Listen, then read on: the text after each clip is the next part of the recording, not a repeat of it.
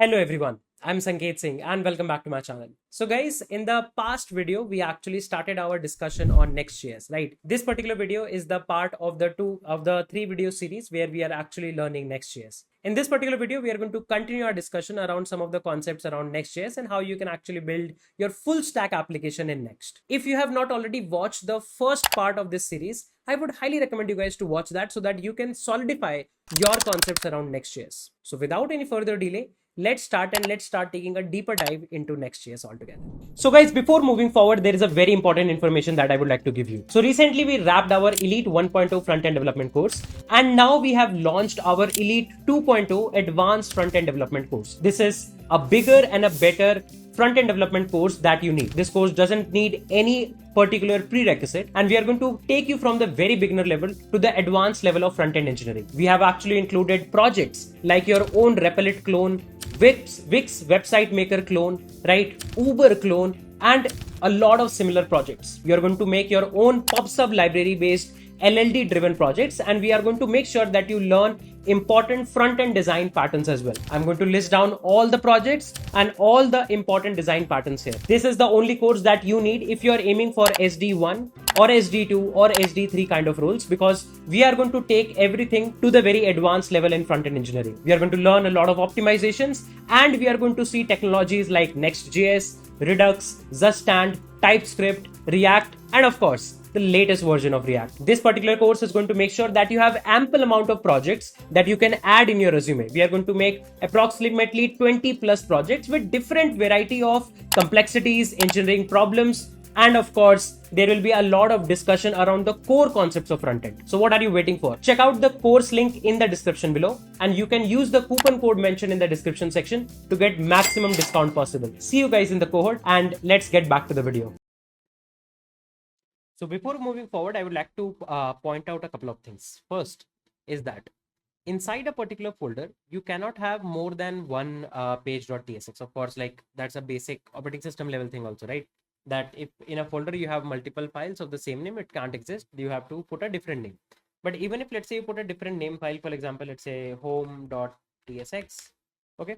And let's say you copy all of the content from here, copy and paste it here, save it, and let's call it as, let's say, home, okay? Let's call it as home. Save it. Now, if you try to go to, let's say, slash company, let's say slash home, these kind of stuff is not going to actually work. You can see it's going to show a poro code. So in earlier versions of Next.js, this was kind of like a feature that if in a particular folder you have multiple files with different name, it used to like kind of like create a corresponding page for it. But that's not the case with the latest version of Next.js. So only the folders are going to put something to the route. Files are not going to put anything to the route. So this is something that we can actually technically delete from here. Okay. And if you do not want any particular folder to be part of the route, you can just wrap them in a pair of parentheses.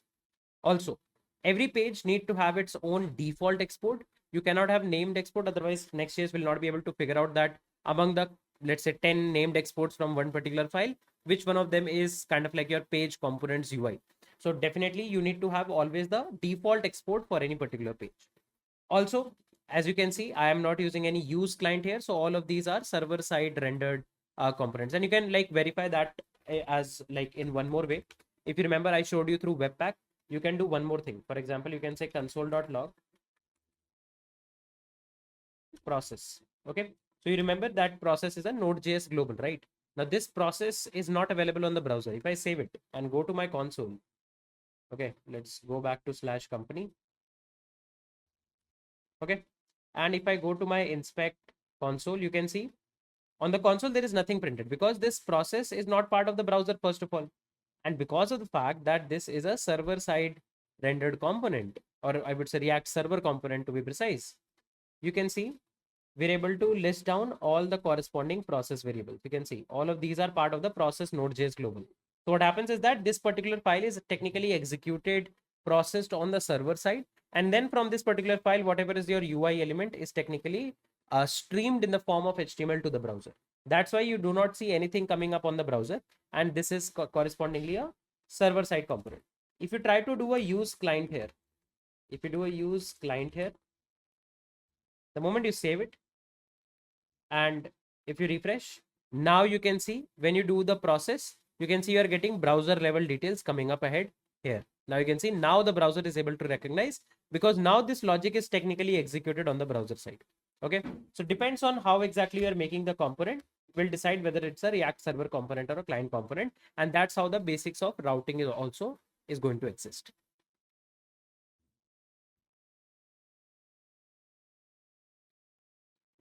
Okay, so now we know a couple of things around the routing part, right? We did the static routing, but now there can be a case of dynamic routing as well. Dynamic routing means that, for example, if you want to have some URL params in your routes, right? For example, you are having something like /blog/id, and you want to actually, let's say, find out a particular blog with a given ID, let's say /blog/1. You want to just see the blog with ID 1. If you say /blog/1/comments, then you want to just see the first blog and all of its comments, kind of like that. So you want to have this variable kind of a structure inside your, I would say, routes, where you can actually take some URL params and have it. How can you do that? So let's say I'll create a new folder, blog/blog. Okay. Now inside the blog, let's say I'll have a new page.tsx, and I'll say export default function blog. I should say blogs, and I'll say return. Let's say here I'll say list of blogs. Save it. And now inside this, I can and let's say, for example, if I go here /blogs, okay, you can see we are at list of blogs. This looks definitely good. Now let's say I want to go to /blog/2. Now currently you can see it says 404 not found. But now what I can do is I can create a new folder, and the name of the folder I can give in a square bracket and call it as ID. The moment you do that, then this ID is not going to be directly part of the URL. Instead, this will be a variable part. For example, now if I say new file, I would say new blog, or I would say let's do one thing. Okay, I'll create a new file, page.tsx, export default function blog,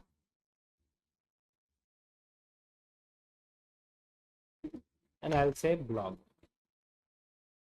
Okay, save it. Now can you see, if you go to /blog/2, you are getting a blog. If you go to /blog/3, then also you are having the same route. And if you want to access, like, now this is a variable part in your URL, if you want to access it, you can access it using params. So it, like, next is going to pass params to your component, and then inside this params you can say params.id, because that's the name of the URL param that we are expecting here. Okay, cool. If I refresh, you can see you are having blog 3. If say, let's say I say /2, you say blog 2, right? This looks definitely good to me. Okay, cool. And that's our agenda, right? That's our agenda, that we want to make sure that each of the blog, that let's say if we want to have /blog/2, we're able to access the corresponding blog. And now inside this ID, if I, let's say, create a new folder, comments, and then if I say new file, page.tsx, export default function blog comments, return blog comments. If I save it, and if I say /blog/2/comments, you can see we are at now blog comments. Okay, and you can access this two part again. So if you say, if I go to comments, and if I say params, and I say blog params.id com, okay, and you can see blog 2 comments. If you make it /3, you can get blog 3 comments, and so on. Okay, and you can actually console.log what all things are coming in params. Save it. Now because it's a server side rendered component, you need to go to your terminal. You can see we are getting an ID 3. Okay, so even we can do one thing.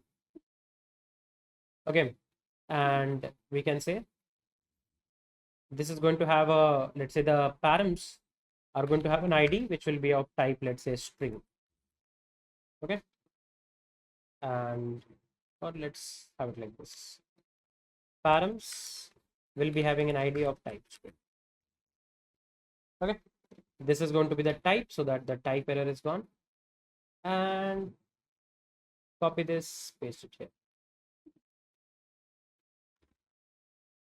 Save it. Looks good. Okay. So now you can see if you just go to /blog/5, so you can see we are getting a blog file. This is definitely looking absolutely great. Okay. Now, let's say you want to have, you don't want to have a like a certainly defined kind of a dynamic route. Let's say you want to have /blog/something/something, like there can be n level nesting that can be there, because currently you see there is a blog, then in the first nesting there is a URL param ID, and then in the second nesting there you have static comments. But let's say now you want to have /blog/anything, right? So how can you do that? So you can say /blog, and let's say you create a new folder, and then instead of a single bracket you put a double bracket. Okay, and sorry, my bad. Instead of just a single bracket, you put a single bracket, you put a dot dot dot, and let's say you can say anything. Let's say slug. Okay, slug means some random string, for example. And now if you say page.tsx, export default function slug,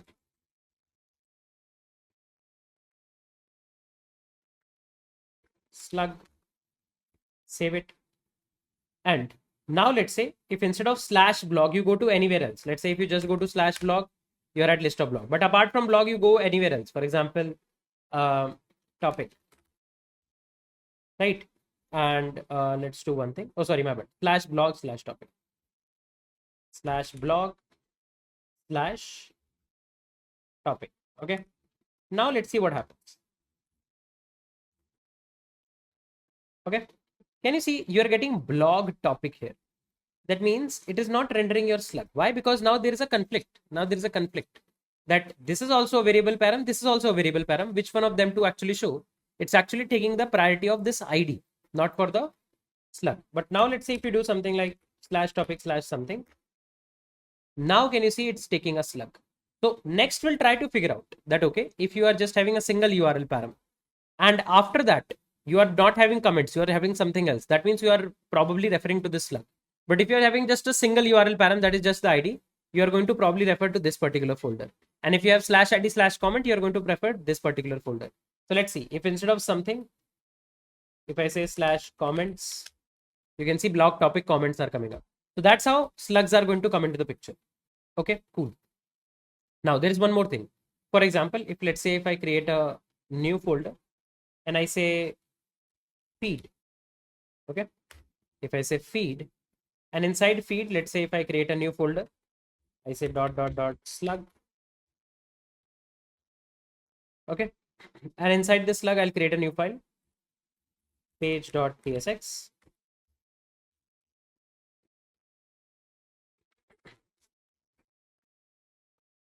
function, let's say feed slug,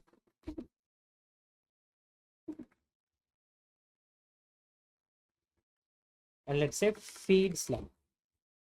Save it. Now, if instead of /blog you go to /feed/something, can you see now you're getting feed slug? Okay, and now you can do any level of nesting, list, anything will work. But the moment you try to do just /feed, now it says not found, because your slug says that after /feed there will be something. What should happen on /feed, it has not actually defined. Either you define a page.tsx for that, or if you want this same feed slug page to come for /feed as well, you can rename this to double square brackets.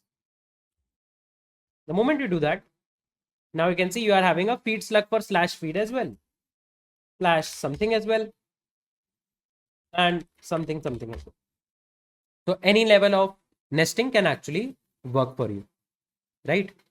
So this is how dynamic routing is actually working in Next.js. You can actually check for that in the official docs. If you go to the docs, And let's say if you select, you can see they by default only show you app based routers or pages router.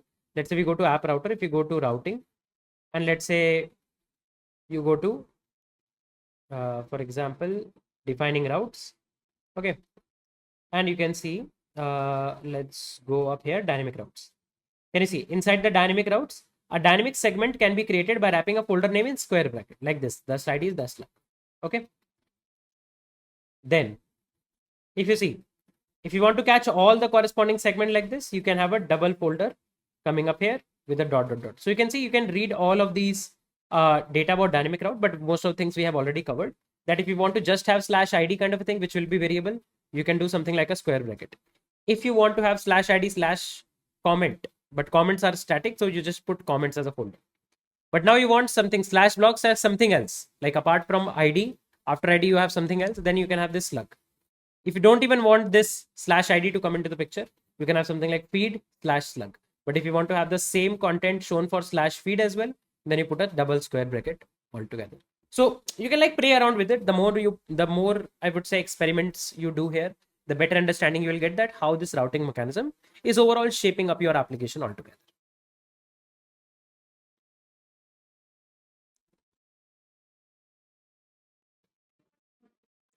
Okay, so now we have talked about a couple of things around the routing. Now there is one more interesting thing that you will find with your Next.js projects. If you carefully see, if I just close all the folders inside your app router, can you see there is one file called as layout.tsx. Now we have not talked about what is this layout.tsx.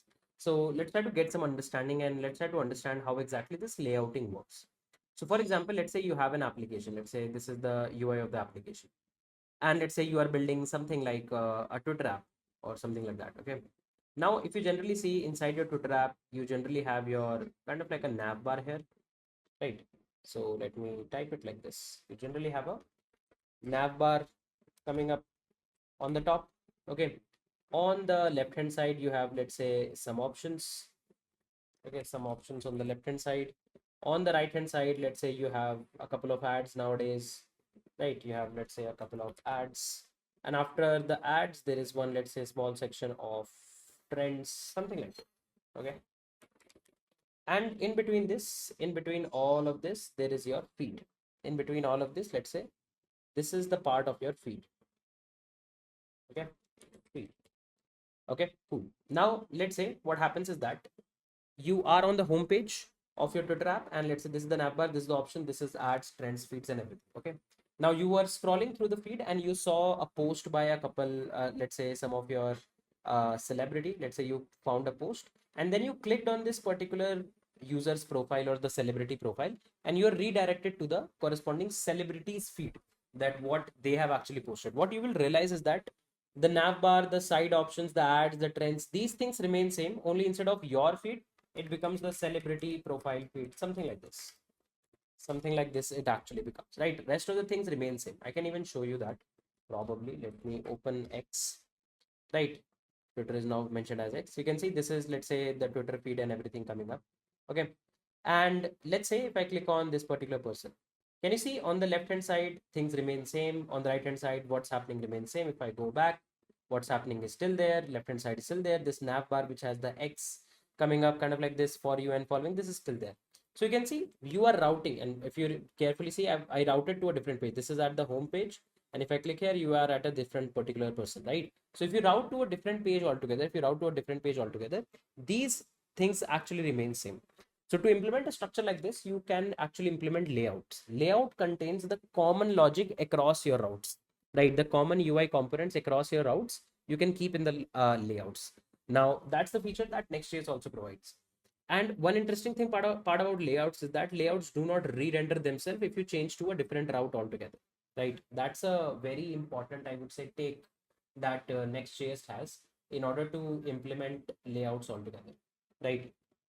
So now let's try to do one thing. Let's try to have some understanding around layouts. Okay. So if you go to your project structure, this layout.tsx file, this is kind of like your root layout. This layout is applied on every single page wherever you go. For example, inside this, if you carefully see, there is an HTML tag, there is this body, and inside this is your children, right? This children prop is technically whatever is your component that you want to render on a particular route. Okay. Now let's say if I just save it and if I show you what's the current status of the app, this is the current status of the app. Okay. Now let's say on the layout, you wrote root layout. And if you save it, you can see now there is a root layout. Now if you go to any other route, for example, we have one route of /blog/4. Okay, something like this. Can you see root layout is coming up here as well? So any route you actually go to, this root layout is going to be eventually present there. That is how exactly things work with layouts, right? It's going to be part of every single, I would say, nested inner component that you're going to have. Okay, cool. Now, apart from that, each individual I would say route that you're creating, inside that route also you can have a layout. For example, if you see the blog route, inside this I can make a new file, layout.tsx. Okay, this is my layout.tsx that I can create. Okay, now what will happen is this is going to be the blog layout. Now whatever are the inner blog routes, all of them will be having the root layout as well as this particular blog layout. Okay, so let's try to prepare one simple I would say layout structure. So how do you prepare a simple layout structure? As I mentioned, layouts are also just nothing but components, right? So export default, and I will say blog layout. Okay, export default blog layout, and this is going to have your children prop. Okay, and I'll say the children is of type React dot let's take this as React node. Okay, and I'll import it React node. Okay, and let's say we'll be having an arrow function, something like this. Or maybe just what you can do is, just to make sure things are pretty consistent, I can copy this part from here. Okay, let's copy this part from here and paste it. You can see this is going to be your blog layout. Okay, cool. Now from here, what you can do is you can again return a similar kind of a structure. You can see you can return a similar kind of a structure. Okay, and this time you do not need to, let's say, give this body and everything. Okay, let's say what I will do is I'll maybe put a div. Inside this div I will say blog layout, and inside after the blog layout, let's say after the blog layout I'll put a break, and after the break I'll have children mentioned here. Sorry. Cool. Okay, save it. Now you can see I have a blog layout. Now interestingly, if you carefully see here, there is blog layout coming on the blog routes, but if you go to the home routes, there is no blog coming up here. If you go to any other route, and let's do one thing. Let's move this break tag for now. Okay, and I can have one more div, and inside this div, let's say we have children. Save it. Okay, if I go to /blog/5, you can see now we have the blog layout. So on the top you have root layout, inside that you are entering everything. So first you render the blog layout, and inside that you have the blog component. If you go to somewhere else, for example, if you go to /company instead of /blog, if you go to /company, you can see now you just have the root layout. Blog layout is not working here. So that's the part of layouts. Okay, that if you want to use some common logic across your I would say components, then you can actually use these layout structures. Okay, now one interesting thing that I mentioned about layouts is that layouts do not re-render across, I would say, routes. If you reroute to some other page, then they do not re-render. Currently, if you carefully see, I manually just type the route in my browser and then just manually go there. I can, like, there is one better way to actually handle this. For example, let's come to our home page. Okay, and let's say this is your server component. Okay, let's say we are on the server component, and if I go to the home page, welcome to Next.js, I'm a server component, right? Okay, let's say this is a server component. Let's first of all try something here. So there is component called as link that is given to us by Next.js. You can see next/link. Okay, and now what you can actually do is just like how you might have seen link in your React router kind of libraries, you can have the link mentioned here. Okay, you can have the link mentioned here. Inside this link, let's say you can give a click to go to a blog, and here I will be having a href. I'll be having an href, and I'll go to /blog/5. If I save it, okay, can you see there is a click to go to a blog coming up here? There's a click to go to a blog coming up here, right? The moment I click on this, you can see we are on the blog layout. Okay, and let's do one thing. Let's go to the blog layout. Okay, and inside this blog layout also, let's have the link tag imported. Click to go to homepage. Click to go to homepage. Okay, and let's have a href here of slash. Save it. You can see click to go to homepage, and you can see we are back on the homepage, and you can see we are not refreshing the page now. This looks more consistent, that we are able to go from one route to other route without actually refreshing the page. You can see welcome, click to go to a blog, click to go to homepage. You can see this is actually working, looking nice. Okay, now if I go to my root layout, okay, and let's say if I add a use effect here,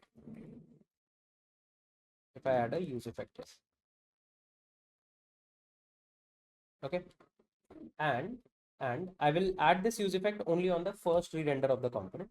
I'll say console.log root layout mounted. Save it. Okay, and let's just see one thing. Okay, and okay, now because we have actually introduced use effect, now this layout need to be a client component. So I'll say use client. Save it. And if I just refresh, let's just check.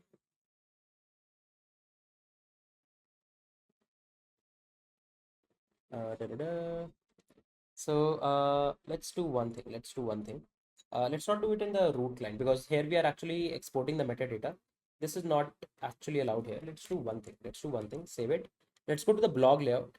Okay, let's go to the blog layout. Okay, and inside the blog layout, let's have one more link here. Go to a blog comment. And if I do a href to /comment, save it. Okay, let's click to go to a blog, comment. This should be /blog/5/comment, I guess. Go back, go to a comment. You can see now we are on a blog comment. Now I will go to my blog layout. Okay, and we're already on the blog layout. Let's do one thing. Let's put it inside this page here. Okay, let's put the link component inside this page. Okay, I'm just doing a couple of nesting here and there. And now inside this layout, I'll say use effect.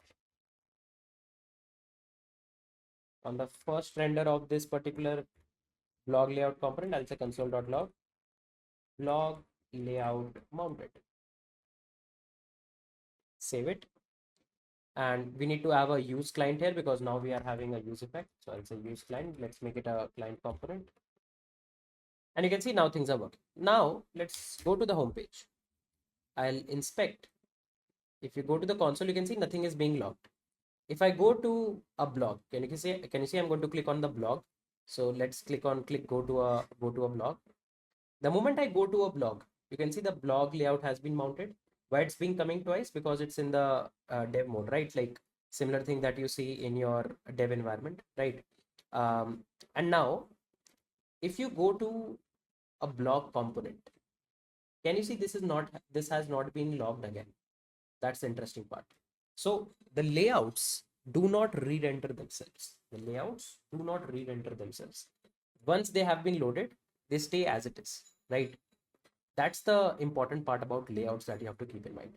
Okay, and you can see this is where we are actually logging the blog layout.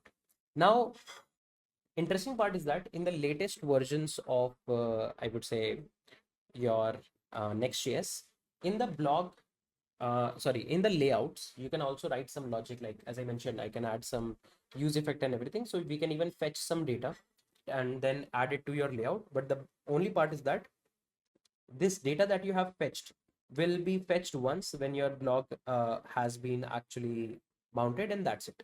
And that's it.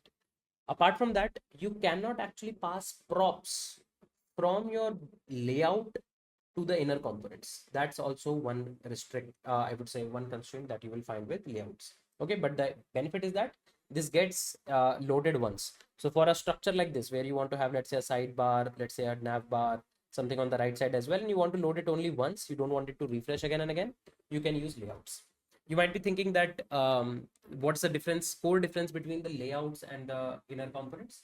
And the core difference is that layout doesn't re-render themselves, inner components can, and that's make inner components more useful as well. For example, the nav bar, the sidebar, you don't need to re-render again, but let's say the user feed or your own feed or your own profile, you might want to re-render that again and again, because every time you come to a feed, it has some new data, so you need to fetch that data and do all of that kind of stuff.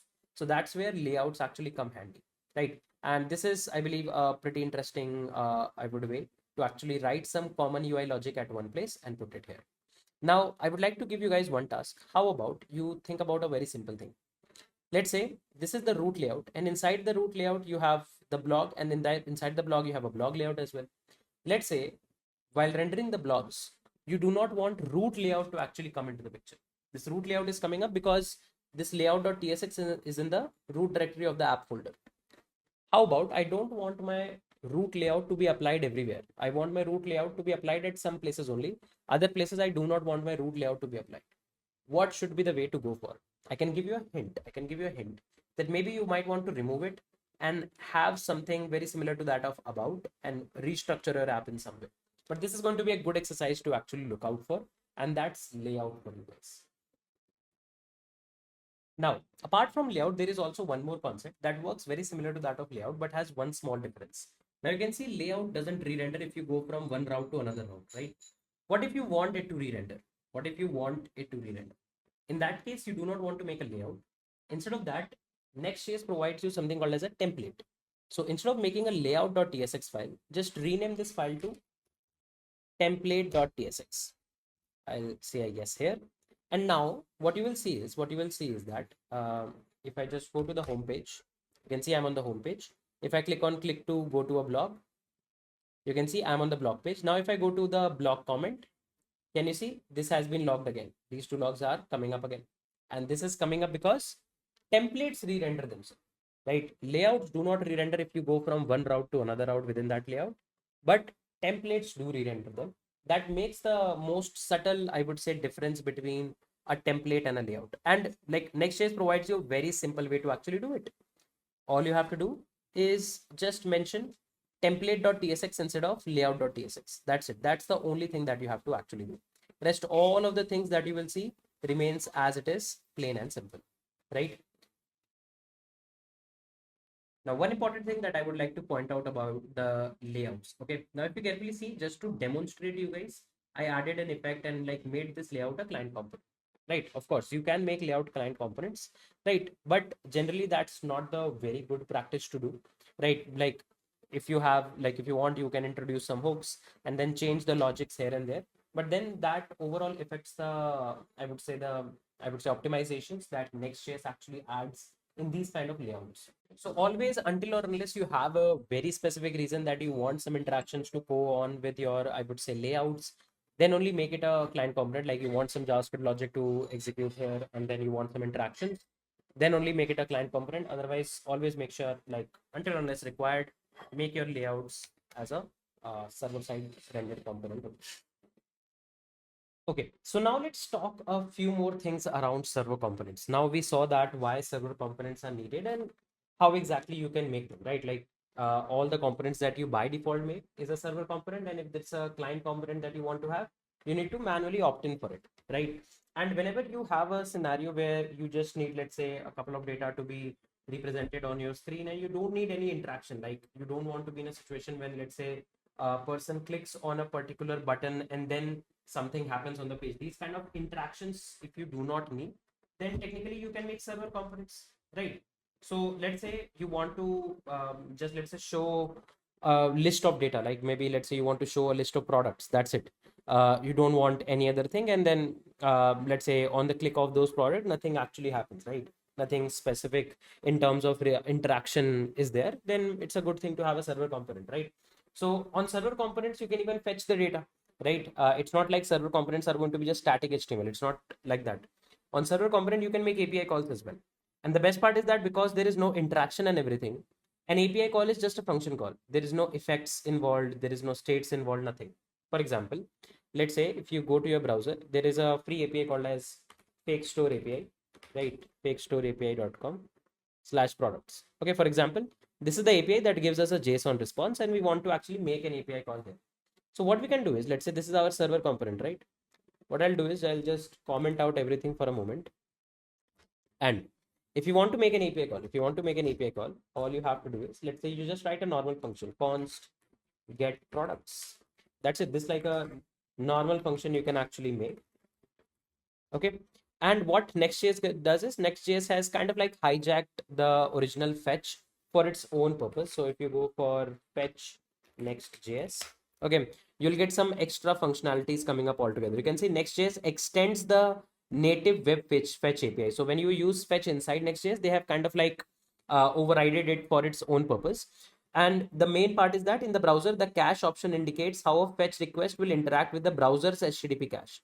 With the extension, cache indicates how a server-side fetch request will interact with the framework's persistent HTTP cache. So you can see they have introduced their own caching mechanism up ahead, right? You can actually use something like force cache is the default and can be omitted.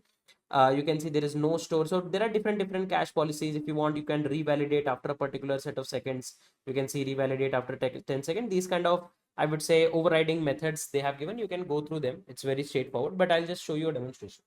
For example, if I say const response is equals to await fetch https://www.fakestoreapi.com/products. Okay, let's say this is the API call, and if I say const content is equals to await response.json, okay, and then let's say I return content, and then let's say I return content.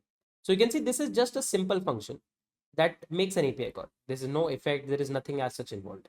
And then what you can actually do is you can say const products is equals to const product is equals to await, and you can make it an async function, right? This server component, now you have made an async function. I'll say await get products, get products, as simple as that. And now you can use these products. So you can do something like this. You can say products dot map will go to each individual product. Okay, we'll go to each individual product, and we will just say, for example, I'll just say a div, and inside the div I'll say product dot name, I guess, or title, something is there, right? Product dot title is there, title, and in the key I can give product dot id.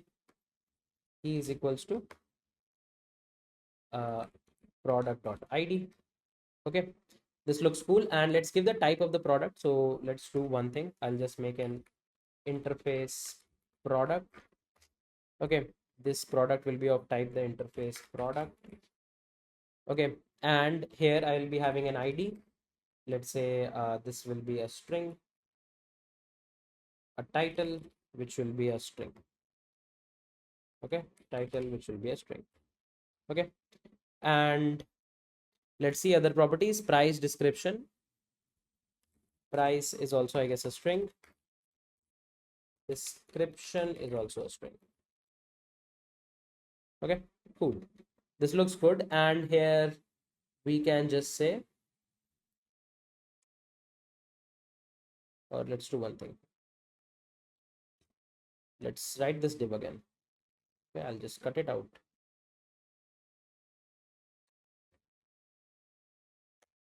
Okay, and I'll say return,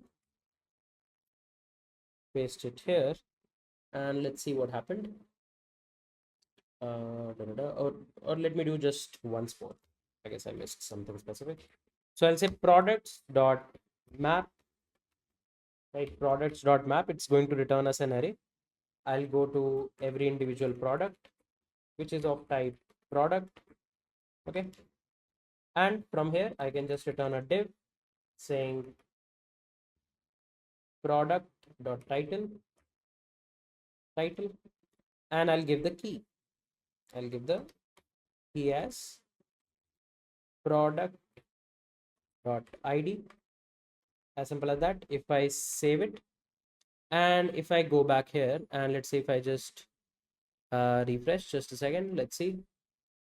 Da, da, da. Let's see what's the response coming up. Let's see what's the response coming up like.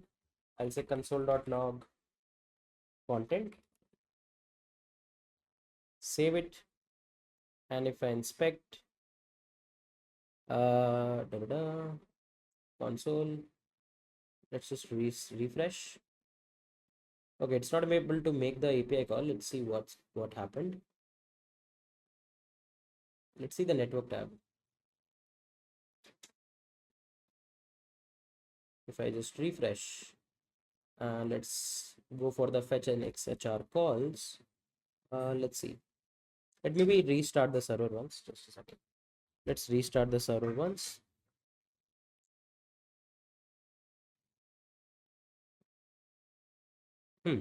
Looks like there is some issue with the corresponding JSON. Let's just quickly verify if the URL is good. Let's just verify if the URL is correct.